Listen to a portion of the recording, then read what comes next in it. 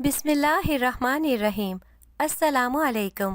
وہ لڑکی پہلے اپنے جسم میں اٹھتے مختلف دردوں سے بے حال پڑی تھی، اور پھر جو اس پر کھانسی کا دورہ پڑا تو رکنے کا نام ہی نہیں لیا۔ اس کے پاس موجود نرس نے اس کی حالت دیکھتے ہی افسوس سے گردن ہلائی تھی۔ جو اس 40 سال کی عورت کا حال دیکھتا وہ کانوں کو ہاتھ لگاتا تھا۔ وہ جو وقت سے پہلے ہی 40 کی لگنے لگی تھی، وہ بہت سے دکھوں کا شکار تھی۔ مختلف بیماریاں تو پہلے ہی اس کی جان کو لاحق تھیں، اور اب باقی اسے پورا ختم کرنے کی کسر اس کے 13 سالہ شوہر نے پوری کر دی تھی۔ اس عورت میں جینے کی رمق نظر نہیں آتی تھی۔ جو بھی اس عورت کے حالات سے باخبر ہوتا اور یہ جانتا کہ عورت کی اس حالت کا ذمہ دار اس کا 13 سالہ شوہر ہے جو اس کے ساتھ اتنا برا کر چکا ہے، تو پھر سب ہی ہکا بکا رہ جاتے تھے۔ مریم ایک 20 سالہ لڑکی تھی۔ وہ چترال کے خوبصورت پہاڑی علاقے کی رہائشی تھی۔ مریم کا تعلق جس خاندان سے تھا وہ چترال کا ایک مشہور قبیلہ تھا۔ ہر قبیلے کی طرح اس قبیلے کی بھی بہت سی رسم و رواج اور کچھ اصول تھے جن کا پابند اس قبیلے کا ہر ایک شخص تھا، اور جو ان اصولوں اور رسم و رواج کو نہیں مانتا تھا اسے اس قبیلے سے نکال دیا جاتا تھا، اور قبیلے کے باقی لوگ اس سے بالکل قطع تعلق کر لیتے تھے۔ اس وقت مریم کو وہاں کی روایت کے مطابق ایک دلہن کی طرح سجایا جا رہا تھا۔ اس وقت مریم کے ساتھ ساتھ سبھی مریم کے پیارے بہت خوش تھے۔ مریم خوش تھی کہ اسے اس کی پسند اور اس کے جوڑ کے مطابق شوہر مل رہا تھا، اس لیے اس کے گھر والے بھی اپنی بیٹی کی اچھی قسمت پر اللہ کا بہت شکر ادا کر رہے تھے۔ ایک لڑکی کا ایک اچھا اور اس کے جوڑے کے مطابق لڑکے کا ملنا، پھر دوسری طرف ایک لڑکے کے لیے بھی یہ سب باتیں اس قبیلے کے لوگوں کے لیے بہت خوشی کا باعث ہوتا تھا، کیونکہ اس قبیلے کی ایک رسم تھی کہ لڑکی یا پھر لڑکے کا خاندان یا پھر قبیلے سے باہر رشتہ نہیں کیا جاتا تھا، اور اگر کسی لڑکی لڑکے کا رشتہ خاندان میں نہیں ہوتا تو اسے ساری زندگی کمارے ہی گزارنی پڑتی تھی۔ بعض اوقات اکثر اس قبیلے میں ان کی روایت کی سختی کی بدولت بے جوڑ شادیاں کر دی جاتی تھیں۔ بہت سے لڑکے لڑکیاں اپنے جوڑ کا رشتہ نہ ملنے پر بہت ہی مجبوری میں بے جوڑ شادی پر راضی ہو جاتے تھے، جس سے ان کی زندگی بہت خراب ہو جاتی تھی۔ اس وقت مریم کے گھر میں بہت زیادہ خوشیوں کا سما تھا۔ سب مریم کی خوشی سے چمکتے چہرے کو دیکھ کر دعائیں دے رہے تھے، لیکن اس میں کچھ ایسے بھی تھے جو دل میں حسد لیے ہوئے تھے۔ اسی لیے مریم یہاں ایک طرف دل میں بہت سی خوشیاں اور ارمان لیے ہوئے تھی، وہیں دوسری طرف وہ دل ہی دل میں اپنی خوشیوں کو کسی کی گندی نظر نہ لگنے کے لیے بھی دعا گو تھی۔ مریم اپنے والدین کی بہت سی دعاؤں اور نصیحتوں کو لیے اپنے گھر سے رخصت ہو گئی تھی۔ مریم کا اس کے سسرال میں بہت اچھا استقبال کیا گیا تھا۔ شادی کی رسموں کے بعد مریم سے کچھ دنوں بعد ہی کھیر بنوائی گئی تھی، اور اس کے بعد مریم کی سسرال میں ایک عام زندگی شروع ہوئی تھی۔ مریم جو اپنی شادی پر بہت زیادہ خوش تھی، اس کی خوشی اب تک برقرار ہی تھی، کیونکہ اس کے سسرال میں اسے کسی قسم کی کوئی پریشانی کا سامنا نہیں کرنا پڑا تھا۔ مریم کے سسرال میں اس کے ساس سسر تھے، اور اس کے علاوہ اس کی 2 نندیں اور ایک دیور تھا۔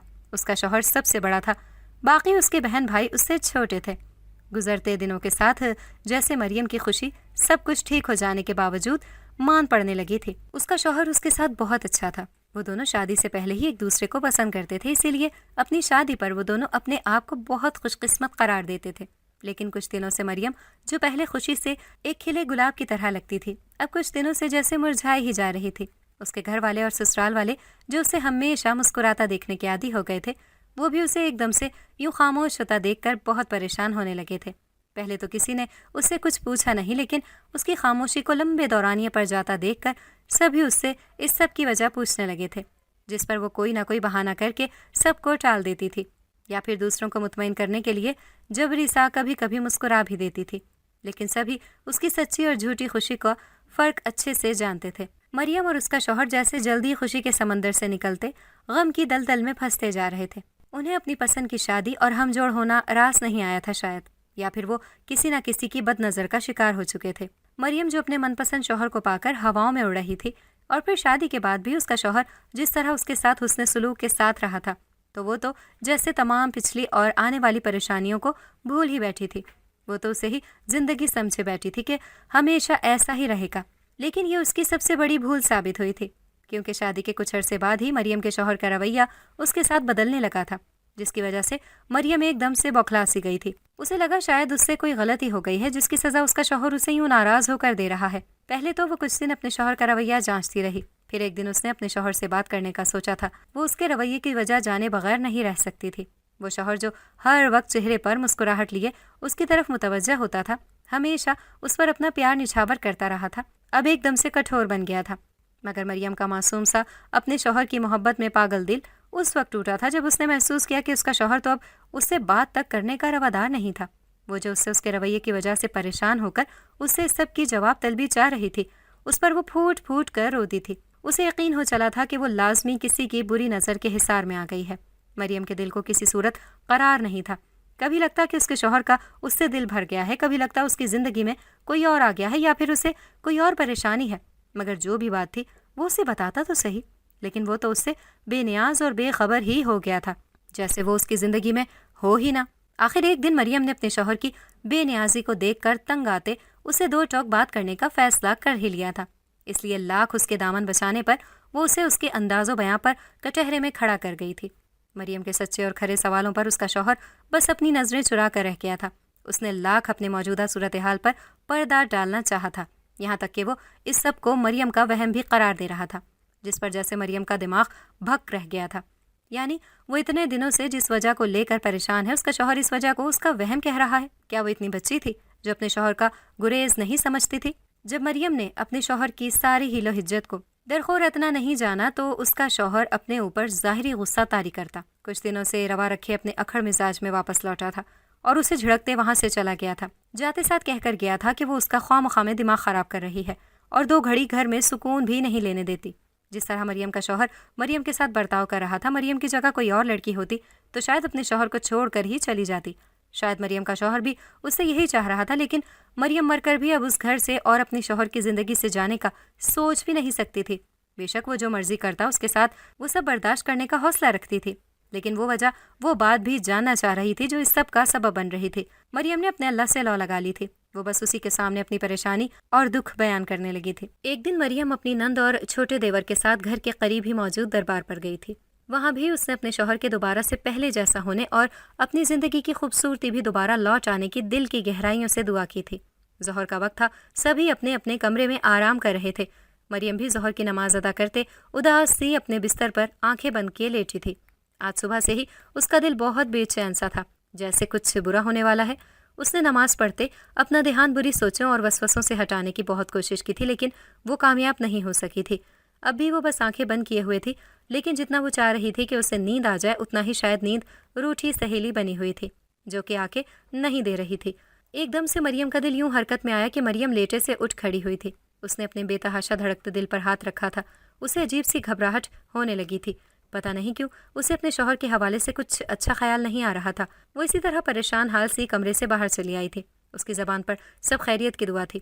وہ زیر لب دعائیں کرتی گھر کے باہر دروازے تک آ گئی تھی۔ وہ چاہتی تھی کچھ دیر کھلی ہوا میں رہنے سے شاید اس کی طبیعت بہتر ہو جائے، جب اسی وقت کسی نے زوردار انداز میں دروازے پر دستک دی تھی، جس سے مریم جو اپنے خیالوں میں کھوئی ہوئی تھی اس آواز پر ڈر سے اچھل کر رہ گئی تھی۔ اس نے لرزتے قدموں کے ساتھ دروازے تک کا سفر کیا تھا اور دروازہ کھولنے کی بجائے ویسے ہی پوچھا تھا کہ باہر کون ہے۔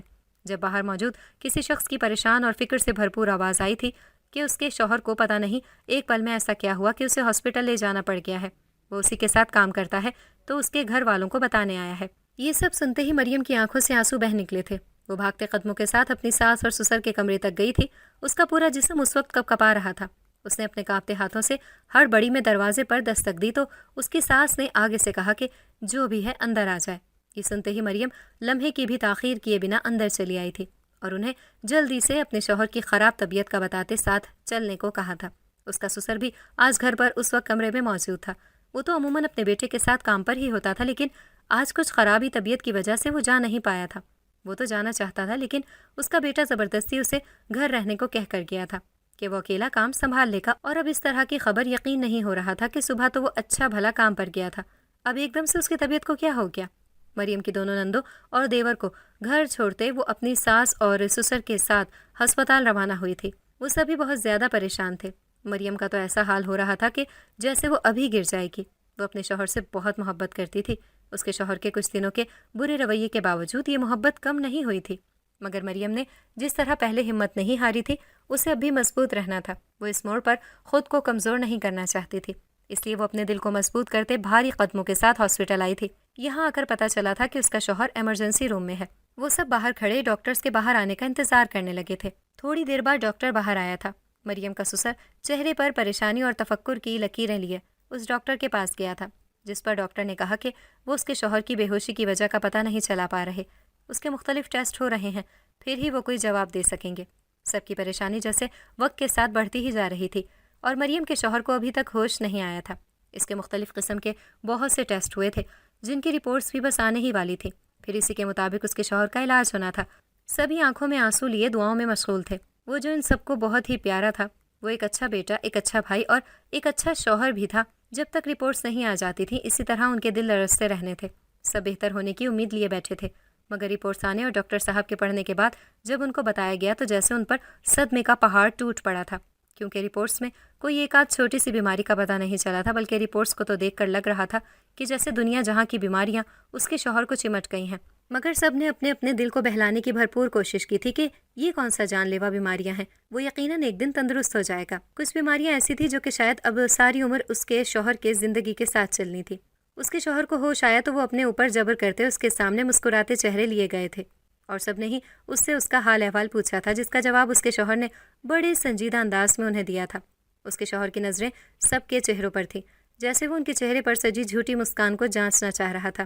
آخر وہ بول ہی پڑا تھا کہ کسی کو بھی ان کے سامنے جھوٹا مسکرانے کی ضرورت نہیں ہے۔ وہ جانتا ہے کہ اس کے گھر والے اس کی بیماریوں کے بارے میں جان گئے ہیں، جس پر وہ حیران ہوتے اسے دیکھنے لگے تھے، جس پر اس نے انہیں بتایا کہ وہ کافی دن پہلے سے ہی یہ سب جان چکا تھا، جب ایک دن اس نے اپنے ایک دوست کو خون دینے کے لیے اپنے کچھ ٹیسٹ کروائے تھے۔ یہ سب بتانے کے دوران اس کا چہرہ سپاٹ سا تھا۔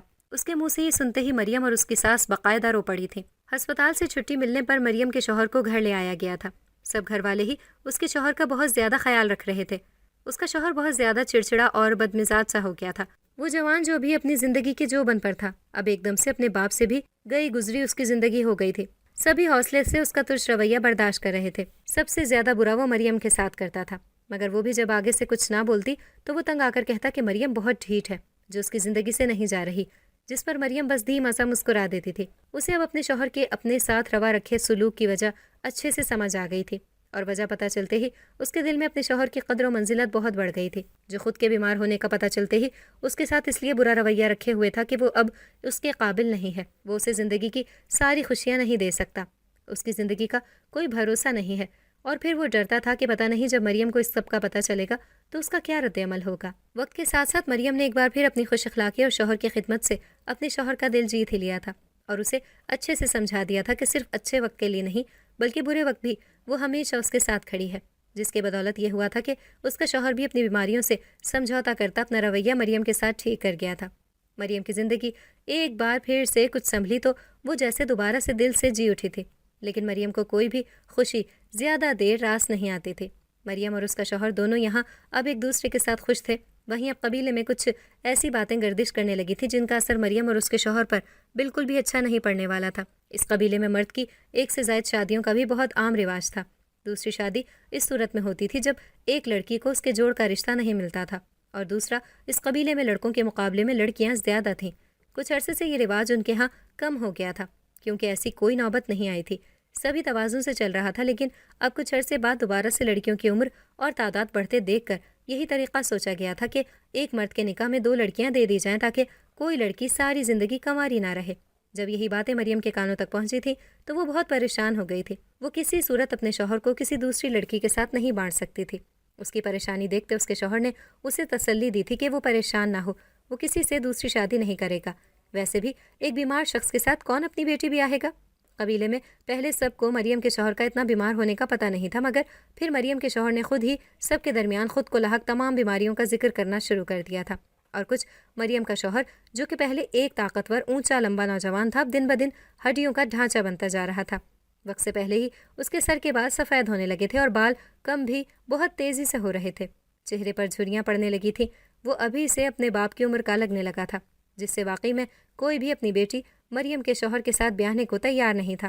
مریم جب ایک طرف 2 خوشیاں ملی تھی جس کی وجہ سے اسے خوش قسمت گردانا جاتا تھا، وہیں اس کے شوہر کا بیمار ہونا اس کی ان دونوں خوشیوں کو گرہن لگا گیا تھا۔ مریم کو اپنی پسند اور ہم عمر شوہر ملا تھا اور وہ سوتن کے دکھ سے بچ گئی تھی، مگر جس وجہ سے بچی تھی وہ وجہ اس کے لیے بہت دکھ کا باعث تھی۔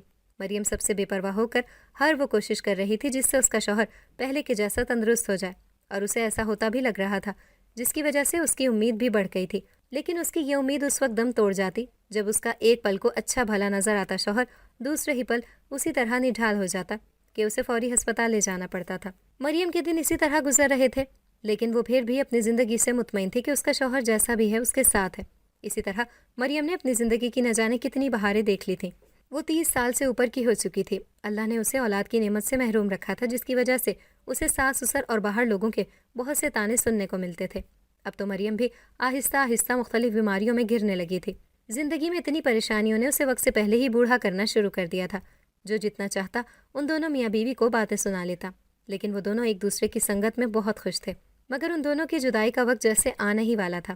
ایک دن مریم کے شوہر کی حالت اتنی زیادہ خراب ہوئی کہ اس کے بچنے کی امید ختم ہونے لگی تھی، اور پھر واقعی ایک دن وہ اسی طرح سب کو روتا چھوڑ کر اپنی زندگی کی طرف چلا گیا تھا۔ اس کی موت پر مریم کو غش پر غش پڑ رہے تھے۔ سب کی آنکھیں اس کی حالت دیکھتے آبدیدہ تھیں۔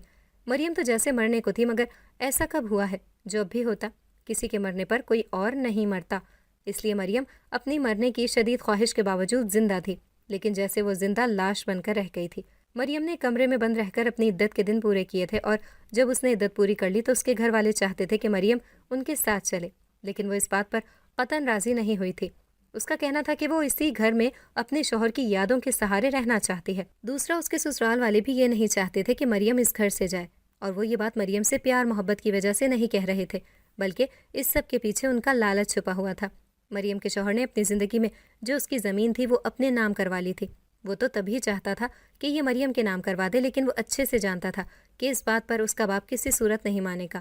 مریم کے شوہر کے نام جو زمین تھی وہ اب مریم کو مل رہی تھی، اور وہ یہ زمین کسی صورت مریم کو دینے کو تیار نہیں تھے، لیکن وہ کھل کر اس بات کا اظہار نہیں کر رہے تھے۔ اس بات سے مریم بالکل انجان ہی تھی، اور اس کے سسر اسے یہ بات بتانا بھی نہیں چاہتے تھے کہ اسے اس کے شوہر کی زمین مل رہی ہے۔ مریم کی جب شادی ہوئی تھی تب اس کا چھوٹا دیور محض 1-2 سال کا تھا، جو اب 10-11 سال کا ہونے والا تھا۔ مریم کے سسرال والوں نے صرف ایک زمین کی لالچ میں یہ منصوبہ بنایا کہ جو لوگ کہہ رہے ہیں کہ مریم ابھی جوان جہان لڑکی ہے، اس کا دوسرا بیاہ کر دینا چاہیے، ان کا منہ بند کرنے کے لیے انہوں نے اپنے 12 سالہ لڑکے کا نکاح مریم سے کرنے کا فیصلہ کر لیا تھا۔ ایسی بے جوڑ شادیاں یہاں ایک عام بات تھی۔ اس شادی پر مریم کے گھر والوں کو بھی کوئی اعتراض نہیں تھا، بلکہ وہ خوش تھے کہ ان کی بیٹی ہمیشہ اسی گھر میں رہے گی۔ کوئی بھی مریم کے خیالات و جذبات کو سمجھنے کو تیار نہیں تھا، اور جب یہ بات مریم کو پتہ چلی تو وہ جیسے مرنے کے قریب ہو گئی تھی۔ وہ کسی صورت یہ بات ماننے کو تیار نہیں تھی، جس کی وجہ سے اس کے سسر نے اس کو دھمکیاں دینی شروع کر دی تھی کہ وہ اسے گھر سے نکال دے گا یا پھر اس پر کوئی گندا الزام لگا دے گا، پھر ساری عمر وہ عزت کی زندگی کو ترسے گی، جس پر مریم کی زبان کو قفل لگ گیا تھا۔ وہ زار و قطار رو دی تھی۔ جس لڑکے کو وہ شادی کے بعد اپنے بیٹے کی طرح سنبھال رہی تھی، اب وہ لوگ اسے اسی کے ساتھ جوڑ رہے تھے۔ ہر طرف سے خود کو مشکل میں گھیرا دیکھ کر مریم نے نکاح کر ہی لیا تھا۔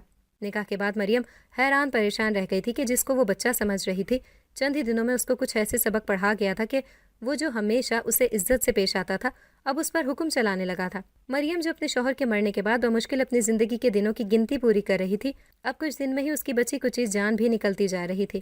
نکاح کے بعد جلد ہی مریم کے سسر نے مریم کے نام ہونے والی زمین اپنے بیٹے کے نام کروا دی تھی، اور تب مریم کو اس سب کا پتہ چلا تھا۔ تب وہ آنکھوں میں آنسو لیے لوگوں کے اس قدر ظلم پر طنزیہ مسکرا کر رہ گئی تھی۔ مریم تو دوسرے نکاح کے بعد سے جیسے پاگل ہونے لگی تھی۔ اسے لگتا تھا کہ اس نے اپنے شوہر کے ساتھ بے وفائی کر دی ہے۔ اس کا دماغ بہت کمزور ہو گیا تھا، اس کی نظر کمزور ہو گئی، آنکھوں کے گرد گہرے سیاہ حلقے بن گئے، اور اس کے ساتھ اور بہت سی بیماریوں کا شکار ہو گئی۔ اسے اتنی شدید کھانسی ہونے لگی کہ کھانستے کھانستے اس کا سانس اکھڑ جاتا تھا، جس سے اسے لگتا کہ وہ اب دوبارہ سانس نہیں لے پائے گی۔ اسی طرح اس کی زندگی کچھ اور آگے بڑھ گئی تھی، اور مریم کا موت کا انتظار بڑھتا ہی چلا جا رہا تھا۔ وہ تنگ آ گئی تھی اس درد بھری زندگی سے، اب تو بس سکون چاہتی تھی۔ ایک دن اس کی کھانسی کے شور سے تنگ آتے اس کے موجودہ 13 سالہ شوہر نے اسے مارنا شروع کر دیا تھا۔ وہ تھا تو 13 سال کا، لیکن اپنے جسم کے حساب سے ابھی سے 20 کا لگتا تھا۔ اس وقت وہ دونوں اکیلے ہی تھے، اور مریم تو اتنا نڈھال تھی کہ اس میں خود کو بچانے کی ہمت ہی نہیں تھی۔ وہ مار کھاتے کھاتے وہیں ایک طرف لڑک گئی تھی۔ اسے گھبراتے اس کے 13 سالہ شوہر نے جلدی سے اپنے ماں باپ کو بتایا، تو وہ نہ چاہتے ہوئے بھی مریم کو ہسپتال لے گئے تھے۔ مریم جو ابھی 35 سال کی تھی، اپنی حالت کی وجہ سے 40 سال سے زیادہ کی لگتی تھی۔ جب اسے ہسپتال میں داخل کروایا گیا تو اس کی حالت دیکھتے ہی جب اس کے پیچھے کی وجہ جانی گئی تو سبھی حیران رہ گئے کہ اس کا ایک 13 سالہ شوہر ہے جس نے اس بیچاری کا اتنا برا حال کر دیا ہے۔ اس دن کے بعد مریم پھر بس 1-2 بار ہی معمولی سا ہوش میں آئی تھی، اور پھر وہ بھی ہمیشہ کے لیے اپنی آنکھیں بند کر گئی تھی۔ اس ظالم لوگوں اور جگہ پر اس کی کوئی جگہ نہیں تھی، اسی لیے وہ اب جس جگہ جانے والی تھی اس کا سوچتے ہی اس کے چہرے پر ہلکی سی مسکراہٹ تھی کہ وہاں اس کی روح کو کوئی تنگ کرنے والا نہیں ہوگا، اور اس نے اسی طرح اپنی جان دی تھی۔ اگر آپ کو ہماری آج کی کہانی پسند آئی ہے تو اسے لائک کریں، شیئر کریں اور چینل کو سبسکرائب کرنا مت بھولیے گا تاکہ آپ کو ہر نئی آنے والی ویڈیو کا نوٹیفیکیشن بر وقت ملتا رہے۔